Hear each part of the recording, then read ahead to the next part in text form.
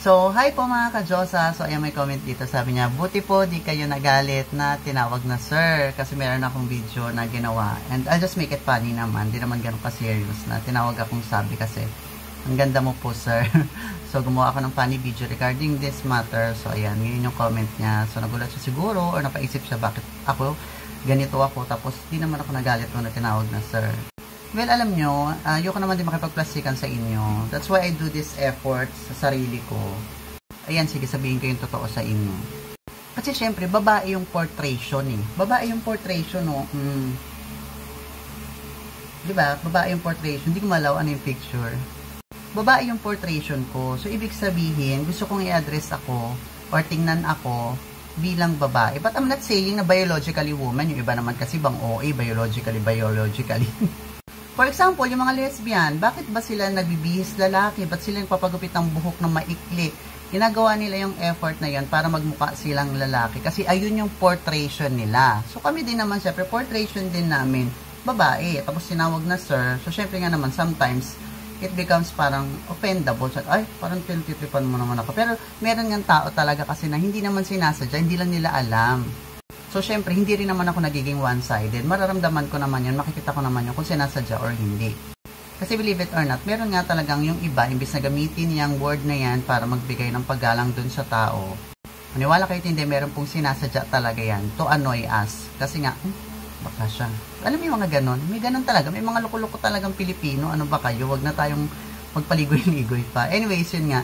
Pero most of the time, hindi ko pinapatulan yung mga ganyan. Kasi, ayan, sa mga hindi nakakaalam at bago lang dito sa RC Diyosa, yes, I'm a transgender woman, pero ako po, may asawa po akong babae. So, ayan siya. Yan yung isang content namin, nilalab. So, ayan, sa mga bago lang dito. So, kaya, si Jowa po, pag nandito kami sa bahay, nabanggit ko na to sa mga video ko, kung tawagin ako niyan, daddy. Kasi nga, piling niya siya yung babae, ako yung lalaki. Kasi nga, may tentacles pa rin naman ako, bakla pa rin ako. So, daddy yung tawag niya sa akin. And syempre, since mahal ko naman siya, and alam mo yun, hindi ko na binibigyan ako ano yun, nasanay na ako na ganun yung tawag niya sa akin at tingin niya sa akin. Ngayon naman, kung dito naman sa bahay, panganay din naman ako. So, most of the time, lahat ng tawag nga sa akin ng kapatid ko, kasi puro babae sila, kuya pa rin naman everyday yung tinatawag. And since puro babae yung kapatid ko, yung mga asawa nila, ayan, ang tawag pa rin sa akin, kuya pa din. Kasi nga, ikaw yung nakatatandang kapatid. Kaya siguro, by that way, hindi na ako masyadong naninibago kung iba-iba yung tawag sa akin. What most important, ramdam mo yung respeto na ibinibigay nila sa akin. Kung bakit nila yung sinasabi. Some part, since isa ako doon sa panganay sa mga magpipinsan, di ba ganon? Tawag din naman sa akin iba doon, kuya. Dito sa TikTok, may tumatawag sa akin, uncle. So, iba-iba yung tawag, iba-iba rin yung intention nila by saying that word. And mula nung nagkaroon ako ng asawang babae, mas natutunan ko mas lalong lumawak yung isip ko pagdating sa ganyang mga bagay. Na sabi ko, kahit ano nang sabihin nyo sa akin, kahit ano nang tingin nyo sa akin, kahit ano na yung itawag nyo sa akin, wala na akong pakialam. Parang manhid na ako sa ganyang bagay. Kasi nga, ang mahalaga na lang sa akin is yung buhay ko, kung paano kami sasaya, kasama yung asawa ko. So, yun yung mas pinagbibigyan namin ng halaga or importansya sa buhay. Hindi yung kung ano yung iisipin at sasabihin ng tao. Kasi alam nyo, to be honest, sa buhay ko, hindi lang yung mga ma'am, sir, na kung ano yung itatawag sa akin ng tao, ang magiging problema ko eh. Kasi kahit sa relasyon namin ni Jowa, napakarami ding negative na sinasabi ng tao. Alam mo yon, na ginagamit ko lang daw yung jowa ko for content, baka daw takot lang daw akong tumanda mag-isa kaya daw ako nag-asawa ng babae, or ginagamit ko lang daw si jowa para magkaanak ako. Alam mo yun, kung ano, ang dami na, sobrang dami na. So hindi ko na kailangan idagdag yung ma'am sir sa buhay ko para problemahin ko.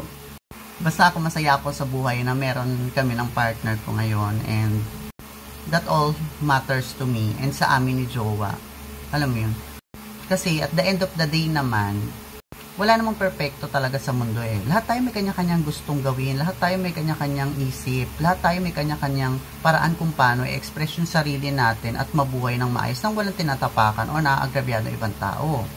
Yan yung pinaka mahalaga sa buhay natin eh, di ba? Hindi naman sa kung ano yung sasabihin at iisipin ng tao.